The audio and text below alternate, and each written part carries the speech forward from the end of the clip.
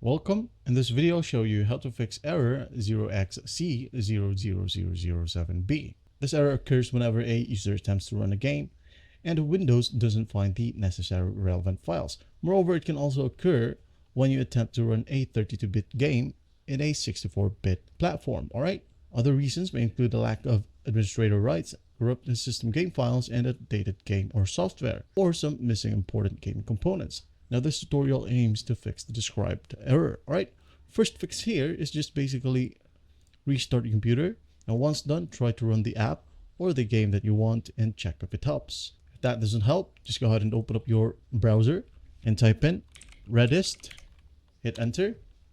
Right here, as you can see from the first link from Microsoft itself, just go ahead and click on it. Now in here, you're going to want to scroll down until you find your operating system right here, for example x86 or x64. Now if you don't know your platform, just go ahead and go to your search bar and type in system information. Right here, just click on it. You only need to find the system type right here.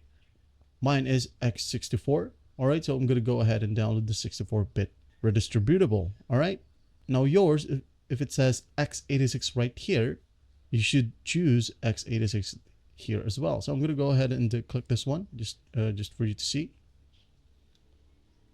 All right, there will be a download page just to start it out. Now once done, install the redistributable. After that, restart your computer and check if it helps. Now if that will work, locate the problematic app or software, for example this one right here. All right, right click on it, go to properties, then go to compatibility. In here, try to check run this program as administrator, and once done, hit on apply, hit OK. Close this one and run the app or game. Now if that still won't work, reinstalling the app or game will help fix the issue.